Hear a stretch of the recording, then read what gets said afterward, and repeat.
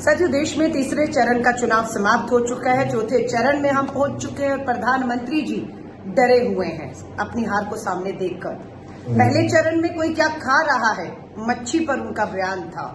दूसरे चरण में आते आते उनका जो है ध्यान चला गया पूरी तरह महिलाओं के मंगलसूत्र का डर उन्हें दिखाने लग गए। फिर गुजरात ने बोला आपकी भैंस खतरे में है, कांग्रेस आएगी तो आपकी दो में से एक भैंस लेकर चली जाएगी। और आज प्रधानमंत्री जी अपने ही पूंजीपति मित्रों को, जिनका वो पोषण करते रहे, देश की सारी संपत्तियां, सारी विरासत उन्हें सौंपते चले गए। और आज जब पता लगा कि जवाब देना मुश्किल हो रहा है, तो आज अदानी अंबानी अदानी का नाम लेकर कांग्रेस पे आरोप लगाने लग गए कि अदानी अंबानी के पास काला धन है और वो काला धन वो भर भर कर थैलों में, टेम्पो में कांग्रेस को पहुंचा रहे हैं। प्रधानमंत्री जी, आप पूरी तरह घिर चुके हैं।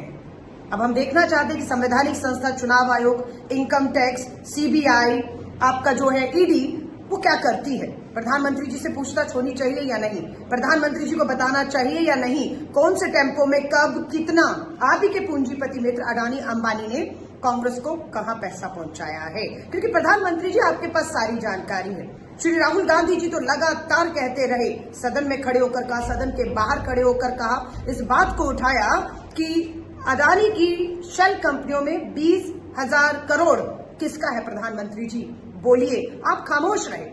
लेकिन आज चौथा चरण का चुनाव जब आ गया तो आप मजबूर हो गए और आपको समझ ही नहीं आया बोलना क्या, और आप वो बोल गए जो कहीं ना कहीं बिल्कुल राहुल गांधी जी ने ठीक आपसे पूछा है कि मोदी जी बताइए, आपका निजी अनुभव बताता है कि आपके पूंजीपति मित्र अडानी अंबानी इलेक्ट्रोल बॉन्ड के माध्यम से कहें या नोटबंदी में किस तरीके से उनका काला धन आपने सफेद कर दिया रातों रात। जनता बेचारी सोचती रह गई कि काला धन आएगा, 15 लाख उनके बैंक खातों में आएगा, वो तो आया नहीं। लेकिन आज आप पूरी तरह घिर चुके हैं। हम दोबारा से बिल्कुल लोकतंत्र का मुद्दा, संविधान का मुद्दा खड़ा रहेगा। हम आपको मुद्दों से भटकने नहीं देंगे, ना देश को भटकाने देंगे आपको। आज लोकतंत्र को बचाने की लड़ाई है, संविधान को बचाने की लड़ाई है। देश में महंगाई, बेरोजगारी मुद्दा है।